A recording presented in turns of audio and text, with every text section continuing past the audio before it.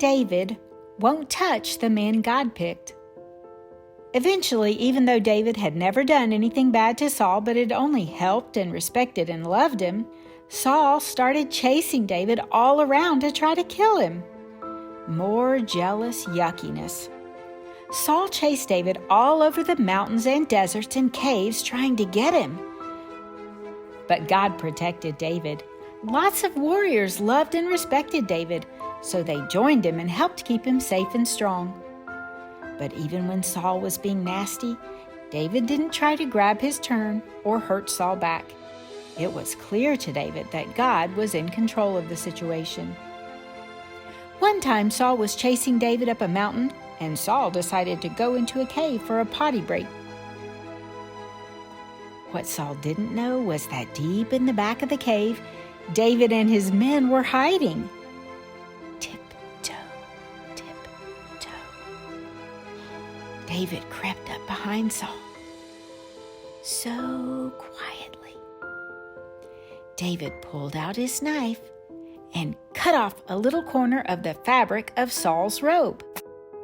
Even though Saul was jealously chasing down David to try to hurt him, David was not going to hurt Saul. A few minutes later, Saul left the cave. David came out of the cave too and shouted to Saul from the mountain, "My king, Saul!" Saul whirled around to see who was calling him, and David bowed down with his face to the ground. He said to Saul, "Why do you listen when people say, 'David wants to hurt you'? See for yourself. Some of my men wanted me to kill you, but I wouldn't do it. I told them, I will not hurt the king because he is the one God picked. Look at this piece of your robe in my hand. I got very close to you and cut off the corner of your robe, but I didn't hurt you. I haven't done anything bad to you, but you are chasing me down trying to take my life. May God decide who is right, you or me. May God deal with you for the wrong things you've done to me, but my hand will not reach out to hurt you." Saul was ashamed that he'd been thinking so badly of David. He called out to David, "Is that your voice, my son David?" He then started crying really loud. Saul said to David, "You're better than me, for you have rewarded me with good, but I've rewarded you with evil." "May the Lord reward you with good for what you've done today. I know for sure that you will be king, and that the kingdom of Israel will become strong under your lead." After that, Saul left. But once the jealous thoughts came into his mind again later, he didn't stop them. He let the thoughts stew and brew until he went right back to chasing David again. Another time when Saul had stopped and camped for the night with all his soldiers, David found them. Saul and his soldiers were sound asleep.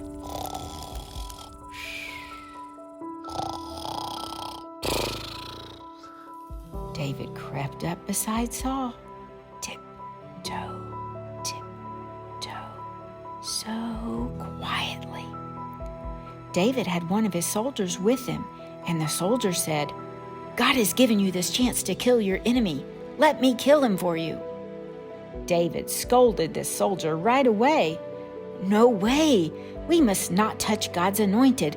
Who could touch the king God picked and not be guilty and in deep trouble with God? God will take care of Saul himself.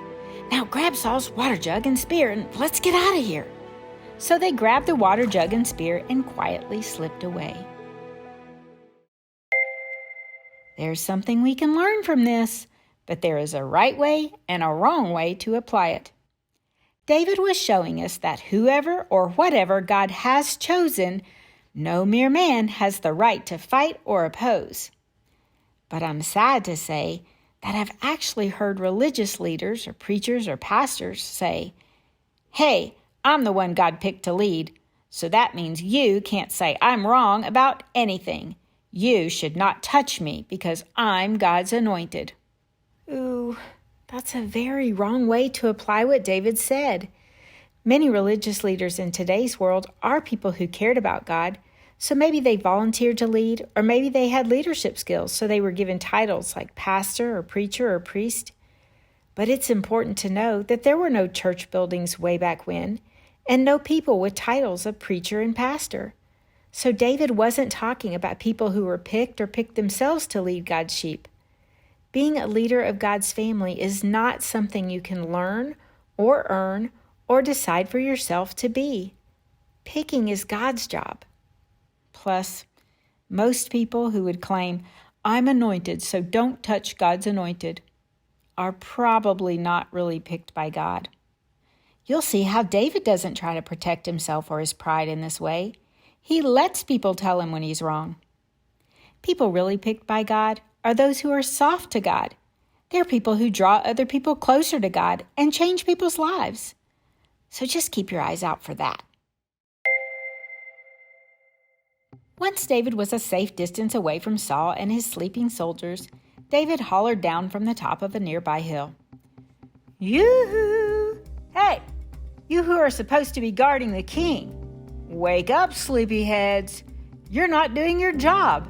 Someone snuck into your camp to destroy your lord the king. This is not good.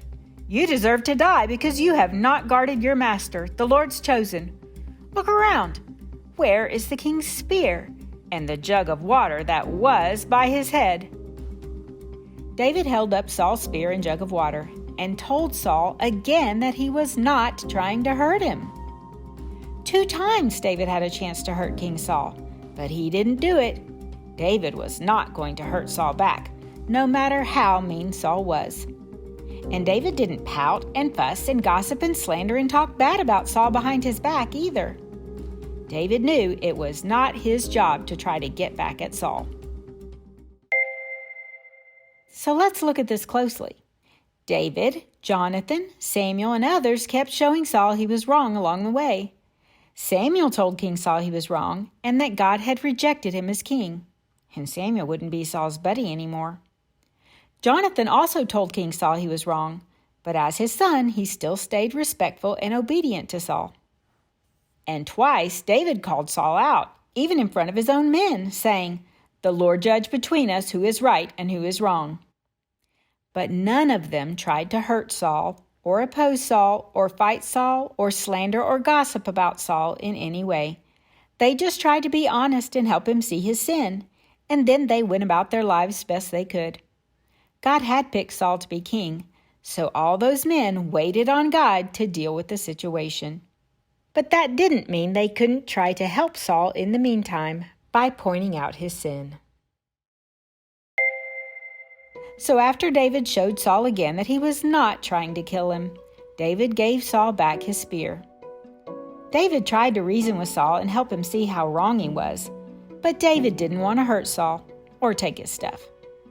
As you can see, David was very patient, but he knew that God's timing was perfect, and he was going to wait for that, no matter what.